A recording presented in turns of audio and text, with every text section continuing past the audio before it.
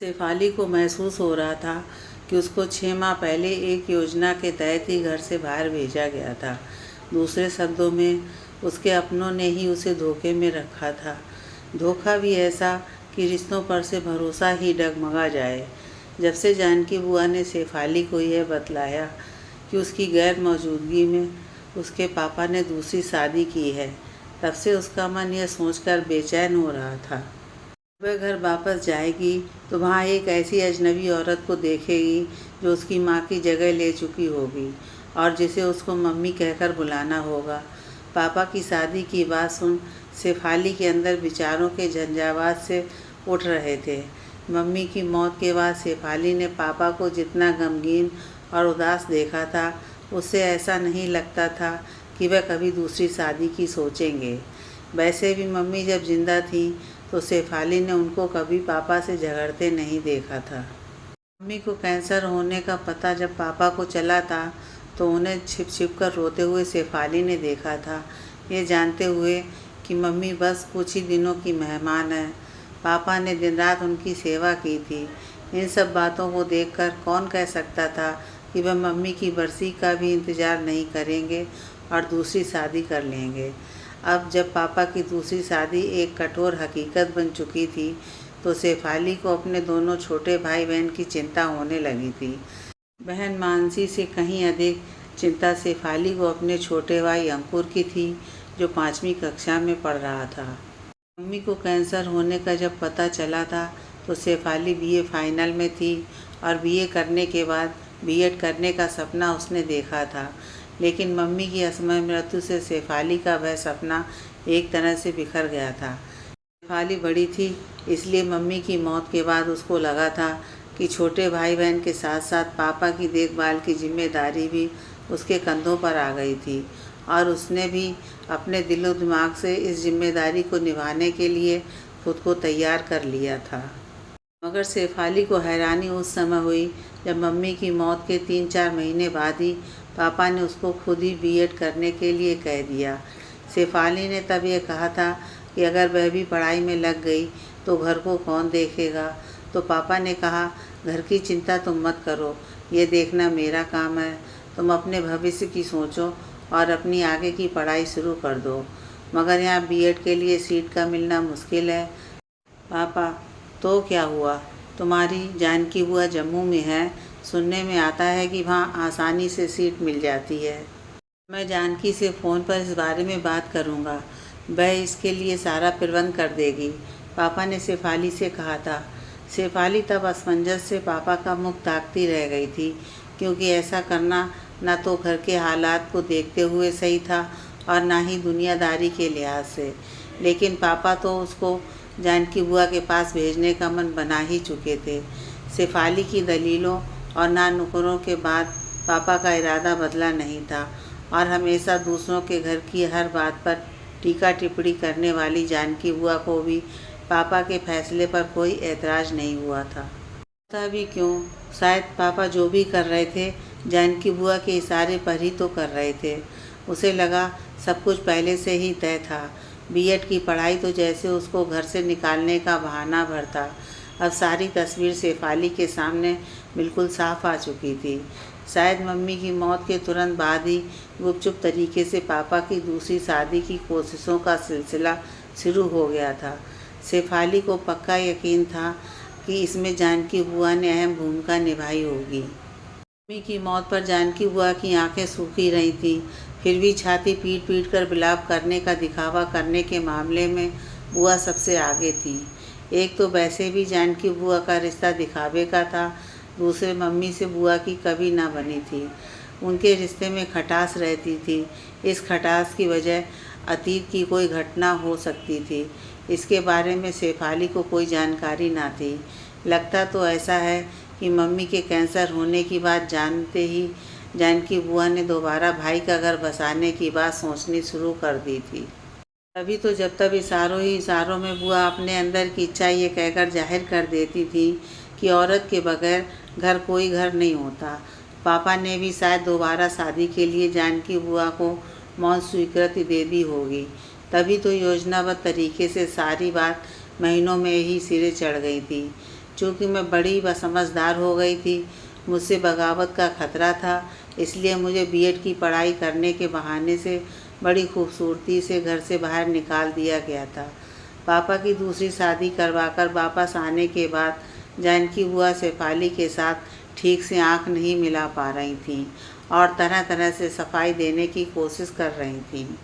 किंतु अब शेफाली को बुआ की हर बात में केवल झूठ और मक्कारी नज़र आने लगी थी, इसलिए उसके मन में बुआ के प्रति नफरत की एक भावना बन गई थी। फूफा शायद शेफाली के दिल के हाल को बुआ से ज़्यादा बेहतर समझते थे, इसलिए उन्होंने नपे तुले शब्दों में उसको समझाने की कोशिश की थी। मैं तुम्हारे दिल की हालत को समझता हूँ बेटी, मगर जो भी हकीकत है अब तुम्हें उसको स्वीकार करना ही होगा। नए रिश्तों से जुड़ना बड़ा मुश्किल होता है, लेकिन उससे भी मुश्किल होता है पहले वाले रिश्तों को तोड़ना। इस सच को भी तुम्हें समझना होगा। जाने के बारे में शेफाली जब भी सोचती नर्वस हो जाती, उसके हाथ पांव शिथिल पड़ने लगते। कैसा अजीब लगेगा जब वह मम्मी की जगह एक अजनबी और अनजान औरत को देखेगी। वह औरत कैसी उसके उम्र की है शेफाली नहीं जानती, मगर उसकी सौतेली माँ बन चुकी थी, यह एक हकीकत थी। सौतेली माँ का अर्थ शेफाली अच्छी तरह से जानती थी और ऐसी माँओं के बारे में बहुत सी बातें उसने सुन रखी थीं। अपने से ज़्यादा उसे छोटे भाई बहन की चिंता थी। वह नहीं जानती थी कि सौतेली माँ उनके साथ कैसा व्यवहार कर रही होगी।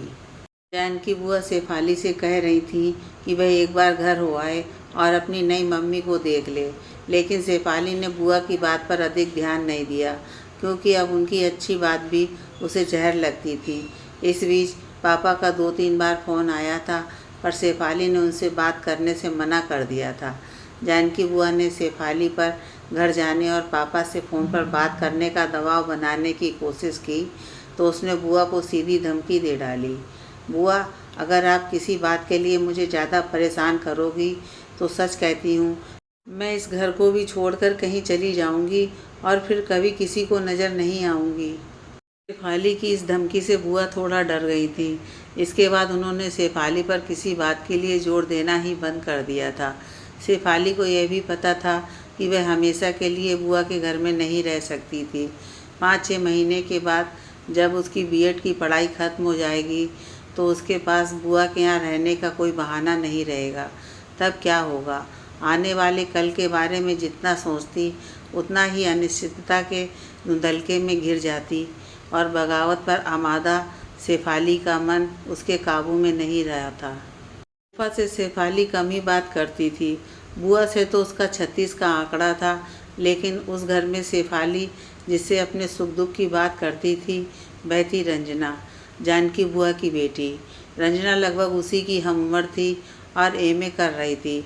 रंजना उसके दिल के हाल को समझती थी और मानती थी कि उसके पापा ने उसकी गैर मौजूदगी में शादी करके गलत किया था। इसके साथ वह शेफाली को हालात के साथ समझौते करने की सलाह भी देती थी। अकेली माँ के लिए शेफाली की नफ़रत को भी रंजना ठीक नहीं समझती थी। वह कहती थी, बहन, तुमने अभी उसको देखा नहीं, जाना नहीं, फिर उससे इतनी नफ़रत क्यों? अगर किसी औरत ने तुम्हारी माँ की जगह ले ली है तो इसमें उसका क्या कसूर है? कसूर तो उसको उस जगह पर बिठाने वाले का है। ऐसा कहकर रंजना एक तरह से सीधे शेफाली के पापा को कसूरवार ठहराती थी।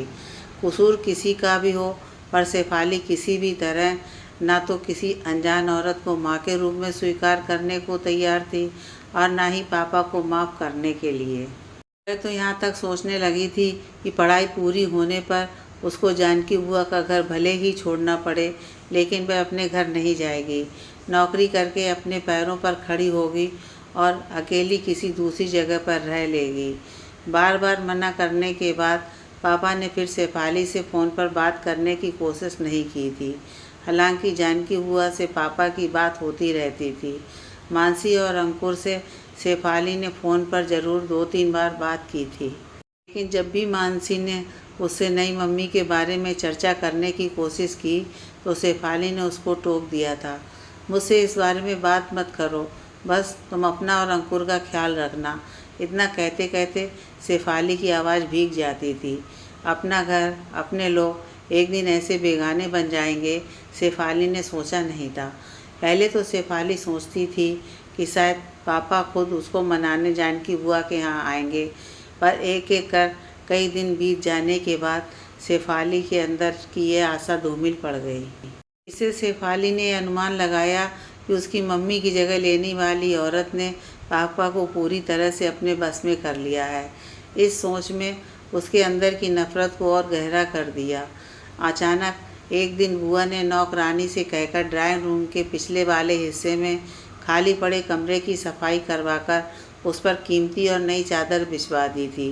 तो शेफाली को लगा कि बुआ के घर कोई मेहमान आने वाला है। शेफाली ने जब नए मेहमान के बारे में रंजना से पूछा तो वह बोली, मम्मी की एक पुरानी सहेली की लड़की कुछ दिनों के लिए इस शहर में घूमने आ रही है। वह हमारे घर में ही ठहरेगी। क्या तुमने उसको पहले देखा है? शेफाली ने पूछा। नहीं, रंजना का जवाब था। शेफाली को घर में आने वाले मेहमान में कोई दिलचस्पी नहीं थी और ना ही उससे कुछ लेना देना ही था। फिर भी वह जिन हालात में बुआ के यहाँ रह रही थी, उसके मद्देनज़र किसी अजनबी के आने के ख्याल से उसको बेचैनी महसूस हो रही थी। वह ना तो किसी सवाल का सामना करना चाहती थी और ना ही सवालिया नज़रों का। जानकी बुआ की मेहमान जब आई तो शेफाली उसे देखकर ठगी सी रह गई। चेहरा दमदमाता हुआ, सौम्य, शांत और ऐसा मोहक कि नज़र हटाने को दिल ना करे। होठों पर ऐसी मुस्कान जो बरबस अपनी तरफ सामने वाले को खींचे। आंखें झील की मानिंद गहरी और खामोश। उम्र का ठीक से अनुमान लगाना मुश्किल था, फिर भी 30 और 35 के बीच की रही होगी। देखने में शादीशुदा लगती थी, मगर अकेली आई थी। जानकी बुआ ने अपनी सहेली की बेटी को बंदा कहकर बुलाया था, इसलिए उसके नाम को जानने के लिए किसी को कोई कोशिश नहीं करनी पड़ी थी। मेहमान को घर के लोगों से मिलवाने की औपचारिकता पूरी करते हुए जानकी बुआ ने अपनी भतीजी के रूप में शेफाली का परिचय बन्ना से करवाया था। तो उसने एक मधुर मुस्कान लिए बड़ी गहरी नज़रों से उसको देखा था। वह नज़रें बड़े गहरे तक शेफाली के अंदर उतर गई थीं। शेफाली समझ नहीं सकी थी कि उसके अंदर गहरे में उतर जाने वाली नज़रों में कुछ अलग क्या था। तुम सचमुच एक बहुत प्यारी लड़की हो, हाथ से शेफाली के गाल को हल्के से थपथपाते हुए बन्ना ने कहा था। उसके व्यवहार से अपनत्व और स्पर्श की कोमलता ने शेफाली को रोमांच से भर दिया था। शेफाली तब कुछ बोल नहीं सकी थी। जानकी बुआ बन्ना की जिस प्रकार से आवभगत कर रही थी, वह भी कोई कम हैरानी की बात नहीं थी। एक ही घर में रहते हुए कोई कितना भी अलग अलग और अकेला रहने की कोशिश करे, मगर ऐसा मुमकिन नहीं, क्योंकि कहीं ना कहीं एक दूसरे का सामना हो ही जाता है। शेफाली और बन्ना के मामले में भी ऐसा ही हुआ। दोनों अकेले में कई बार आमने सामने पड़ जाती थीं। बन्ना शायद उससे बात करना चाहती थी, लेकिन शेफाली ही उसको इसका मौका नहीं देती थी और केवल एक हल्की सी मुस्कान अधरों पर बिखेरती हुई वह तेज़ी से कतराकर निकल जाती थी। एक दिन शेफाली को चौंकाते हुए बन्ना रात को अचानक उसके कमरे में आ गई। शेफाली को रात देर तक पढ़ने की आदत थी। बन्ना को अपने कमरे में देख चौंकी थी शेफाली। आप? उसके मुंह से निकला था। बाथरूम जाने के लिए उठी थी, तुम्हारे कमरे की बत्ती को जलते देखा तो इधर आ गई। मेरे इस तरह आने से तुम डिस्टर्ब तो नहीं हुई? जी नहीं, ऐसी कोई बात नहीं, शेफाली ने कहा। रात की शांति में पढ़ना काफ़ी अच्छा होता है। मैं भी अपने कॉलेज के दिनों में अक्सर रात को ही पढ़ती थी, मगर बहुत देर रात जागना भी सेहत के लिए अच्छा नहीं होता। अब 1 बजने को है, मेरे ख्याल से तुमको सो जाना चाहिए। बन्ना ने अपनी बात इतने अधिकार और अपनत्व से कही थी कि शेफाली ने हाथ में पकड़ी हुई किताब बंद कर दी। मेरा यह सब कहना तुमको बुरा तो नहीं लग रहा? उसको किताब बंद करते हुए देख बन्ना ने पूछा। नहीं, बल्कि अच्छा लग रहा है। बहुत दिनों बाद किसी ने इस अधिकार के साथ मुझसे कुछ कहा है। आज मम्मी की याद आ रही है। वह भी मुझको बहुत देर रात तक जागने से मना किया करती थी, शेफाली ने कहा। उसकी आंखें अनायास आंसुओं से झिलमिला उठी थीं। शेफाली की आंखों में झिलमिलाते आंसू बन्ना की नज़रों से छिपे न रह सके थे। इससे वह थोड़ी व्याकुल सी दिखने लगी। उसने प्यार से शेफाली के गाल को सहलाया और बोली, जो बीत गया हो उसको याद करके बार बार खुद को दुखी नहीं करते। अब सो जाओ, सुबह बहुत सारी बातें करेंगे। इतना कहने के बाद बन्ना मुड़कर कमरे से बाहर निकल गई। इसके बाद तो शेफाली और बन्ना के बीच की दूरी जैसे सिमट गई और दोनों के बीच की झिझक भी ख़त्म हो गई। एकाएक शेफाली को बन्ना बहुत अपनी सी लगने लगी थी। जाहिर है अपने व्यवहार से शेफाली के विश्वास को जीतने में बन्ना सफल हुई थी। अब दोनों में काफ़ी खुलकर बातें होने लगी थी। शेफाली के शब्दों में सौतेली माँ के प्रति आक्रोश को महसूस करते हुए एक दिन बन्ना ने कहा, आखिर तुम दूसरों के साथ साथ अपने से भी इतनी नाराज़ क्यों हो? क्या जानकी बुआ ने मेरे बारे में आपको कुछ नहीं बताया? बतलाया है। गंभीर और शांत नज़रों से शेफाली को देखती हुई बन्ना बोली, क्या? यही कि तुम्हारे पापा ने किसी और औरत से दूसरी शादी कर ली है, वह भी तुम्हारी गैर मौजूदगी में और तुमको बतलाए बगैर।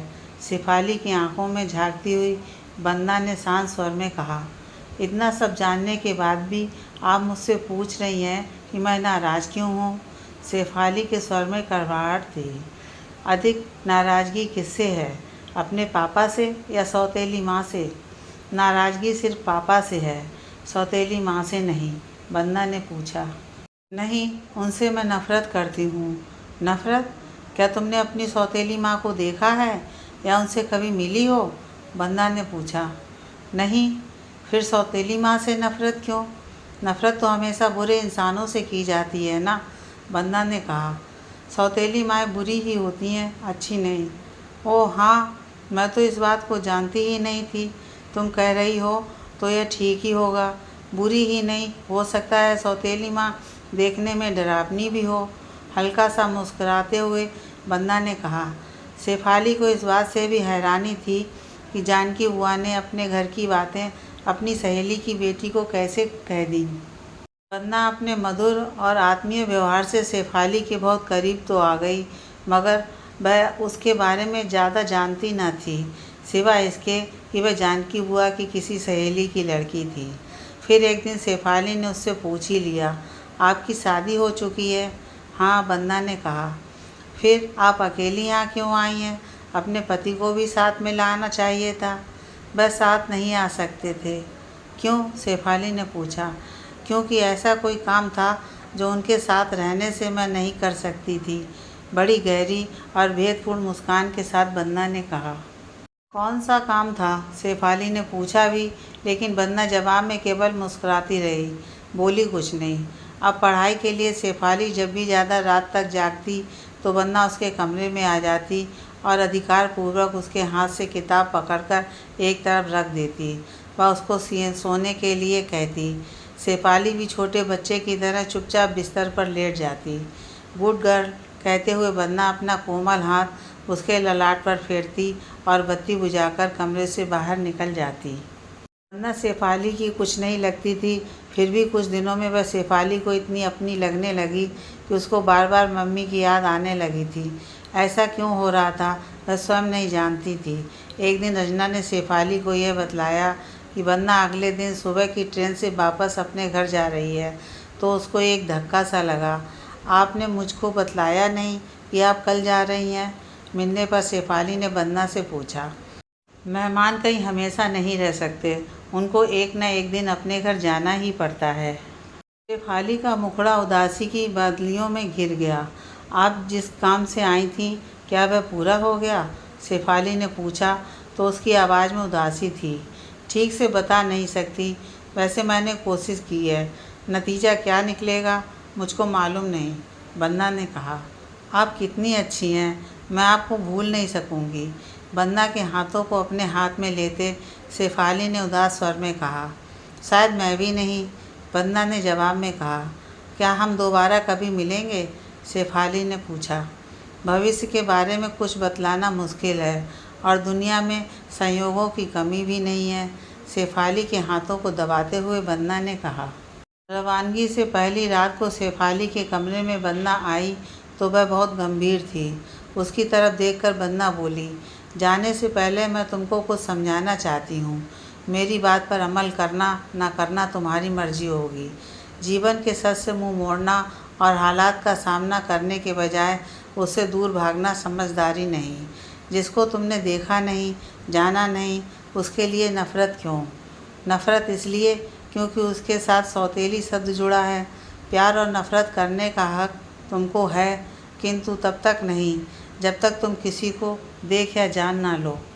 अगर तुम्हारे पापा ने किसी दूसरी औरत से शादी करके तुम्हारा दिल दुखाया है तो इसका मतलब यह नहीं कि तुम अपने घर पर अपना हक छोड़ दो। तुमको परीक्षाएं देने के बाद अपने घर वापस जाना ही है, ये पक्का इरादा कर लो। अपनों पर नाराज़ हुआ जाता है, उनको छोड़ा नहीं जाता। रही बात तुम्हारे पापा के साथ शादी करने वाली दूसरी औरत की, मेरा मतलब तुम्हारी सौतेली माँ से है। एक बार उसको भी देख लेना। अगर वह सचमुच तुम्हारी सोच के मुताबिक बुरी हो तो उसको घर से बाहर का रास्ता दिखलाने का इंतज़ाम कर देना। इसके लिए तुमको अपने पापा से भी झगड़ना पड़े तो कोई हर्ज नहीं। जब बन्ना अपनी बात कह रही थी तो शेफाली हैरानी से उसके चेहरे को देख रही थी। बन्ना की बातों से उसको एक बल मिल रहा था। शेफाली को लग रहा था बन्ना ठीक कह रही है, वह अपना घर क्यों छोड़े, उसको हालात का सामना करना चाहिए। फिर उस औरत से नफ़रत कैसी जिसे अभी तक उसने देखा भी नहीं था। अगले दिन सुबह बन्ना चली गई। कुछ भी नहीं होते हुए बन्ना कुछ दिनों में ही अपनेपन का जो कोमल स्पर्श शेफाली को करवा गई थी उसको भूलना मुश्किल था। यही नहीं, वह शेफाली की दिशाहीन जिंदगी को एक दिशा भी दे गई थी। परीक्षाओं के शुरू होते ही शेफाली ने जानकी बुआ से घर जाने की बात कह दी और थोड़ा थोड़ा करके अपना सामान पैक करना शुरू कर दिया। परीक्षाएं खत्म होते ही शेफाली अपने घर को रवाना हुई तो जानकी बुआ खुद उसको अमृतसर जाने वाली बस में बैठाने के लिए बस अड्डे पर आई थीं। बस जब चल पड़ी तो शेफाली के मन में कई सवाल बुलबुले बनकर उभरने लगे कि पापा उसका सामना कैसे करेंगे, उसका सौतेली माँ से सामना कैसे होगा, वह कैसा व्यवहार करेगी। शेफाली जानती थी कि उसको बस में बैठाने के बाद बुआ ने फ़ोन पर इसकी सूचना पापा को दे दी होगी। शायद घर में उसके आने के इंतज़ार में होंगे सभी। सामान का बैग हाथ में लिए घर के दरवाजे के अंदर दाखिल होते हुए एक बार तो शेफाली को लगा कि किसी बेगानी जगह पर आ गई है। पापा उसके इंतज़ार में ड्राइंग रूम में ही बैठे थे। उनके साथ मानसी और अंकुर भी थे जो कि दौड़कर उससे लिपट गए। उनको प्यार करते हुए शेफाली की नज़रें पापा से मिली। चाह कर भी शेफाली मुस्कुरा नहीं सकी। उसने केवल इतना ही कहा, हेलो पापा, कैसे हैं आप? अच्छा हूँ, अपनी सुनाओ। सफ़र में कोई तकलीफ़ तो नहीं हुई? नहीं, और होती भी तो अब कोई फ़र्क नहीं पड़ता। मुझको कुछ समय से तकलीफ़ें बर्दाश्त करने की आदत पड़ चुकी है। कोशिश करने पे भी अपने गुस्से और आक्रोश को छिपा नहीं सकी शेफाली। इस पर पापा ने मानसी और अंकुर से कहा, तुम दोनों जाकर ज़रा अपनी दीदी का कमरा ठीक करो, मैं तब तक इससे बातें करता हूँ। पापा का इशारा समझकर दोनों तुरंत वहाँ से चले गए। मैं जानता हूँ तुम मुझसे नाराज़ हो, उनके जाने के बाद पापा ने कहा। मुझको बहाने के साथ घर से बाहर भेजकर मेरी मम्मी की जगह एक दूसरी औरत को दे दी पापा, और इसके बाद भी आप उम्मीद करते हैं कि मुझको नाराज़ होने का भी हक नहीं। ये मत भूलो कि वह औरत अब तुम्हारी नई माँ है, पापा ने शेफाली को चेताया। इस पर शेफाली जैसे बिफर गई और बोली, मैं इस रिश्ते को कभी स्वीकार नहीं करूँगी पापा। मैं इसके लिए तुम पर जोर भी नहीं डालूँगा, मगर तुम मुझसे एक बार मिल लो, शिष्टाचार के नाते। वह ऊपर कमरे में है, पापा ने कहा। मैं सफ़र की वजह से बहुत थकी हुई हूँ पापा, इस वक्त आराम करना चाहती हूँ। इस बारे में बाद में बात करेंगे, शेफाली ने अपने कमरे की तरफ बढ़ते हुए रूखी आवाज़ में कहा। शेफाली कमरे में आई तो सब कुछ वैसे का वैसा ही था, किसी भी चीज़ को उसकी जगह से हटाया नहीं गया था। मानसी और अंकुर वहाँ उसके इंतज़ार में थे। कोशिश करने पर भी शेफाली उनके चेहरों या आंखों में कोई मायूसी नहीं ढूंढ सकी। इसका अर्थ था कि उन्होंने मम्मी की जगह लेने वाली औरत को स्वीकार कर लिया था। तुम दोनों की पढ़ाई कैसी चल रही है? शेफाली ने पूछा। एकदम फर्स्ट क्लास दीदी, मानसी ने जवाब दिया। और तुम्हारी नई मम्मी कैसी हैं? शेफाली ने टटोलने वाली नज़रों से दोनों की ओर देखकर पूछा। बहुत अच्छी दीदी। तुमने माँ को नहीं देखा? मानसी ने पूछा। नहीं, क्योंकि मैं देखना ही नहीं चाहती, शेफाली ने कहा। ऐसी भी क्या बेरुखी है दीदी, नई मम्मी तो रोज़ ही तुम्हारी बातें करती हैं। उनका कहना है कि तुम बेहद मासूम और अच्छी हो। जब मैंने कभी उनको देखा नहीं, कभी उनसे मिली नहीं, तब उन्होंने मेरे अच्छे और मासूम होने की बात कैसे कह दी? ऐसी मीठी और चिकनी चुपड़ी बातों से कोई पापा को और तुमको खुश कर सकता है, मुझे नहीं, शेफाली ने कहा। शेफाली की बातें सुनकर मानसी और अंकुर एक दूसरे का चेहरा देखने लगे। उनके चेहरे के भावों को देखकर शेफाली को ऐसा लगा था कि उनको उसकी बातें ज़्यादा अच्छी नहीं लगी थीं। मानसी से चाय और साथ में कुछ खाने के लिए लाने को कहकर शेफाली हाथ मुंह धोने और कपड़े बदलने के लिए बाथरूम में चली गई। सौतेली माँ को लेकर शेफाली के अंदर कसमकस जारी थी। आखिर तो उसका सामना सौतेली माँ से होना ही था।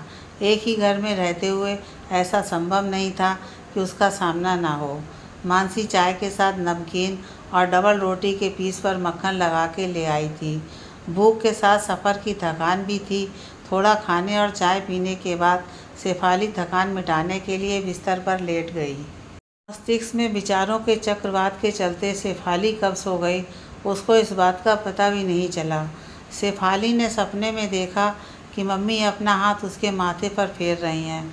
नींद टूट गई, पर बंद आँखों में इस बात का एहसास होते हुए भी कि मम्मी अब इस दुनिया में नहीं है, शेफाली ने उस स्पर्श का सुख लिया।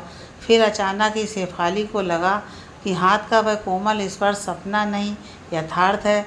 कोई वास्तव में ही उसके माथे पर धीरे धीरे अपना कोमल हाथ फेर रहा था। चौंकते हुए शेफाली ने अपनी बंद आंखें खोल दीं। आंखें खोलते ही उसको जो चेहरा नजर आया वह विश्वास करने वाला नहीं था। वह अपनी आंखों को बार बार मलने पर विवश हो गई। थोड़ी देर में शेफाली को जब लगा कि उसकी आंखें जो देख रही हैं वह सच है, तो वह बोली, आप? दरअसल शेफाली की आंखों के सामने वंदना का सौम्य और शांत चेहरा था, गंभीर गहरी नज़रें और अधरों पर मुस्कुराहट। हाँ, मैं? बहुत हैरानी हो रही है ना मुझको देखकर? होनी भी चाहिए। किस रिश्ते से तुम्हारे सामने हूँ यह जानने के बाद शायद इस हैरानी की जगह नफ़रत ले ले, वंदना ने कहा। मैं आपसे कैसे नफ़रत कर सकती हूँ? शेफाली ने कहा। मुझसे नहीं, लेकिन अपनी माँ की जगह लेने वाली एक बुरी औरत से तो नफ़रत कर सकती हो। वह बुरी औरत मैं ही हूँ। मैं ही हूँ तुम्हारी सौतेली माँ, जिसकी शक्ल देखना भी तुमको गवारा नहीं। बिना देखे और जाने ही जिससे तुम नफ़रत करती रही हो, मैं आज वह नफ़रत तुम्हारी इन आँखों में देखना चाहती हूँ। हम जब पहले मिले थे उस समय तुमको मेरे साथ अपने रिश्ते की जानकारी नहीं थी, पर मैं सब जानती थी। तुमने सौतेली माँ के कारण घर आने से इनकार कर दिया था, किंतु सौतेली माँ होने के बाद भी मैं अपनी इस रूठी हुई बेटी को देखे बिना नहीं रह सकती थी। इसलिए अपनी असली पहचान को छिपाकर मैं तुमको देखने चल पड़ी थी। तुम्हारे पापा, तुम्हारी बुआ ने भी मेरा पूरा साथ दिया। भाभी को सहेली की बेटी बताकर अपने घर में रखा। मैं अपनी बेटी के साथ रही, उसको यह बताए बगैर कि मैं ही उसकी सौतेली माँ हूँ, वह माँ जिससे वह नफ़रत करती है। याद है तुमने मुझसे कहा था कि मैं बहुत अच्छी हूँ, तब तुम्हारी नज़र में हमारा कोई रिश्ता नहीं था। रिश्ते तो प्यार के होते हैं, वह सगे और सौतेले कैसे हो सकते हैं? फिर भी इस हकीकत को झुठलाया नहीं जा सकता कि मैं माँ ज़रूर हूँ, लेकिन सौतेली हूँ। तुमको मुझसे नफ़रत करने का हक़ है। सौतेली माएँ होती ही हैं नफ़रत और बदनामी झेलने के लिए। वंदना की आवाज़ में उसके दिल का दर्द था। नहीं, सौतेली आप नहीं, सौतेली तो मैं हूँ, जिसने आपको जाने बिना ही आपको बुरा समझा, आपसे नफ़रत की। मुझको अपने आप पर शर्म आ रही है। क्या आप अपनी इस नादान बेटी को माफ़ नहीं करेंगी? आंखों में आंसू लिए वंदना की तरफ देखती हुई शेफाली ने कहा। धत पगली कहीं की, वंदना ने झिड़कने वाले अंदाज से कहा और शेफाली का सिर अपनी छाती से लगा लिया। प्रेम के स्पर्श में सौतेलापन नहीं होता, वह शेफाली को महसूस हो रहा था। कोई भी रिश्ता हमेशा बुरा नहीं होता, बुरी होती है किसी रिश्ते को लेकर बनी परंपरागत भ्रांतियाँ।